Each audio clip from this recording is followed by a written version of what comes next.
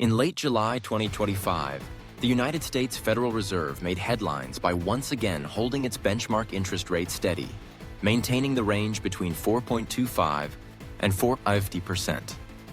This marked the fifth consecutive meeting in which the central bank chose not to adjust rates, despite mounting calls for a reduction, especially from President Donald Trump. The decision, reached by a vote of 9-2 within the Federal Open Market Committee, highlighted both the complex economic environment and the growing political pressures facing America's central bank. At the core of the Federal Reserve's reasoning is the current state of the U.S. economy. While the economy has demonstrated resilience, it remains in a delicate balance. After a modest contraction in the first quarter of the year, the second quarter saw a rebound with a 3% annualized growth rate. But this recovery comes with caveats. There are ongoing concerns about volatility, as well as uncertainties introduced by recent government policies, particularly new tariffs implemented by the Trump administration. These tariffs, which affect a range of imported goods, have the potential to push prices higher in the short term. Federal Reserve Chair Jerome Powell has emphasized that although tariffs may result in immediate price increases, their longer-term impact on overall inflation remains unclear. For this reason, the Fed remains cautious about making any sudden moves that could either fuel inflation or slow economic growth. One of the key challenges for the Federal Reserve is balancing two opposing risks. On one hand, cutting interest rates too soon could stimulate the economy excessively, risking a resurgence of inflation. On the other hand, if the central bank waits too long to lower rates, there's the possibility that the labor market could weaken, leading to higher unemployment and slowing consumer spending. This delicate balancing act is further complicated by the persistent above-target inflation rate. While inflation has come down from its peak in recent years, core prices, excluding volatile categories like food and energy, are still rising at around 2.7% year over year, above the Fed's stated target of 2%. The July decision also revealed rare public disagreement within the Federal Reserve's top leadership. Governors Michelle Bowman and Christopher Waller both voted in favor of lowering rates, making this the first time in over 30 years that two Washington-based governors have openly dissented from the chair's position in the same meeting. The presence of these dissents is significant, not only because it signals divergent economic views within the Fed, but also because it may have political implications.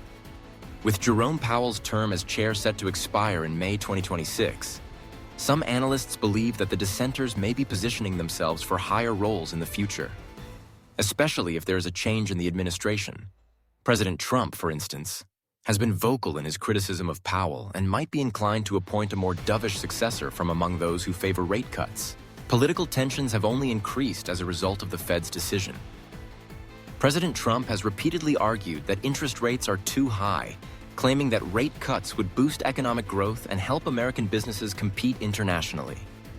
He has not hesitated to publicly criticize Jerome Powell, suggesting that the Fed's caution could harm the broader economy. This ongoing conflict underscores the importance of central bank independence, a principle that has long been considered essential for maintaining the stability and credibility of America's financial system. The Federal Reserve structure is designed to insulate it from short-term political pressures, allowing it to focus on its dual mandate of price stability and maximum employment. Financial markets reacted swiftly to the Fed's announcement. In the days leading up to the meeting, many traders were betting on a possible rate cut as soon as September, with market odds estimated at around 60%. However, after Powell's press conference, in which he reiterated the need for caution and careful analysis, the probability of a September rate cut dropped to 45%. Stock markets, which had initially edged higher in anticipation of a more dovish tone, turned negative as investors digested the news. This response reflects the delicate interplay between monetary policy decisions, market expectations, and broader economic trends. The internal debate within the Federal Reserve is mirrored by a wide range of opinions among outside economists. Some, like Gus Faucher at PNC Financial, believe that the inflationary impact of tariffs will be temporary and that the Fed should avoid cutting rates until the year's end or later. Others, such as Tom Porcelli at PGIM Fixed Income, are more concerned about signs of a cooling labor market. In June 2025, for example, the private sector added just 74,000 new jobs. with most gains concentrated in healthcare rather than more broadly across the economy. Slower job creation could signal that the economy is losing momentum, which might justify a more accommodative stance in the near future. Looking ahead, the Federal Reserve has 3 more scheduled policy meetings before the end of 2025. The committee's future actions will depend heavily on forthcoming economic data, including monthly reports on inflation, employment, and consumer spending.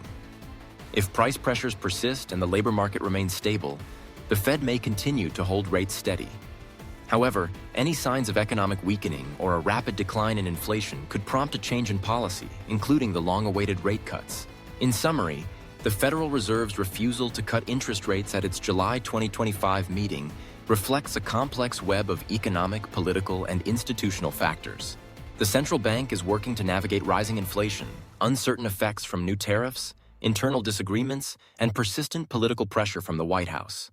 Through all of this, Chair Jerome Powell and the majority of his colleagues remain focused on the Fed's long-term objectives, emphasizing stability and independence over short-term gains. Whether this approach will ultimately succeed in maintaining both economic growth and stable prices is a question that only time will answer. For now, the world is watching closely as America's central bank charts its course through uncertain waters. Disclaimer: this listening passage is designed for English learning purposes only. The information presented is adapted from real news sources, but simplified and rephrased to aid comprehension and vocabulary development. It should not be interpreted as financial advice or an official political stance. If you enjoyed this listening practice, don't forget to like, share it with your study group, and subscribe to our channel for more real-world English lessons every week. Turn on the notification bell so you never miss a chance to improve your listening and academic vocabulary with us.